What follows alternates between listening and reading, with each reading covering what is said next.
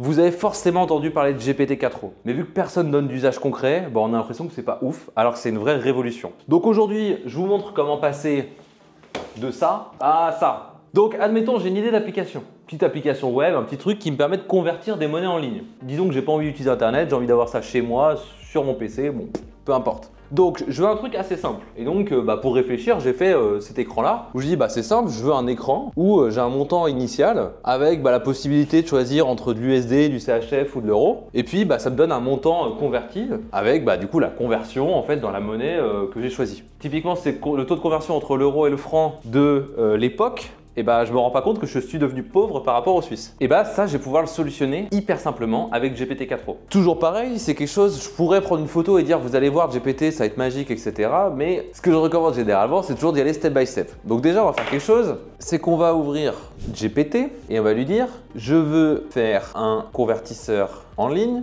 Quelle est la meilleure API gratuite et simple d'implémentation pour avoir le taux de change? Pourquoi on lui demande une API? Tout simplement parce qu'il faut aller se connecter à un outil externe et donc comment on fait ça dans le développement? C'est via API. Il me présente plein de trucs, on va prendre la première qu'il me donne, Exchange Rate API, on va l'ouvrir et on va se créer un compte. Mais donc, maintenant que j'ai ça, je sais l'API, je sais comment je vais faire ma recherche en ligne, et je vais faire quelque chose d'assez simple. Je vais venir ouvrir ChatGPT, je vais venir prendre une photo et je vais lui dire voici mon idée d'application web.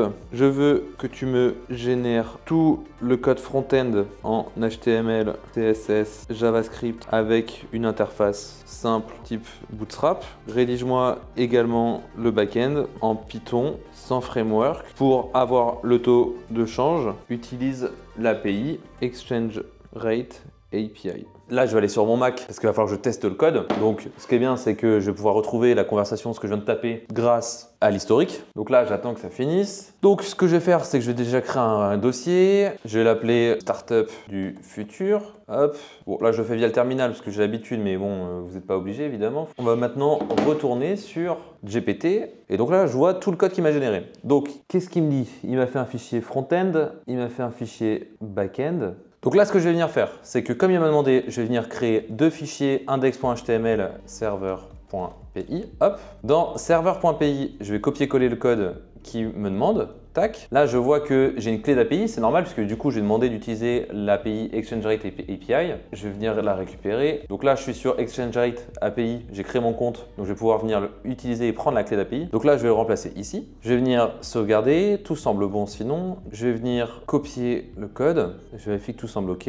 Il me dit de lancer le serveur, je vais faire server.py comme il me dit. Et donc là, maintenant, on va aller dans localhost, là où il me dit d'aller. Et donc là, si je regarde, j'ai bien mon convertisseur de devises, j'ai bien la data d'entrée et la data de sortie.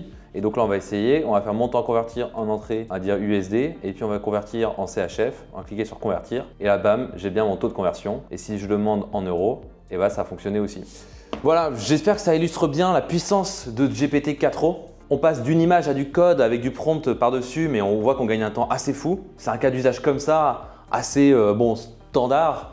D'ailleurs, pour être tout à fait transparent, j'ai dû un peu le réorienter entre les deux pour que ça marche mieux. Donc j'ai dû refaire un petit prompt entre les deux. J'ai juste zappé parce que sinon ce serait trop complexe. Bon, évidemment, ça pose le débat de est-ce que ça va remplacer les développeurs? Moi, je suis convaincu que non. Mais je pourrais vous faire un post dédié pour vous exprimer mon avis. Et surtout, dites-moi en commentaire les cas d'usage que vous voudrez que je fasse demain sur GPT-4o ou même sur d'autres outils. Je serais ravi de vous en faire un tutoriel vidéo. J'espère que la vidéo vous a plu. Si c'est le cas, vous pouvez la liker pour la soutenir. Et moi, d'ici là, je vous dis à la prochaine.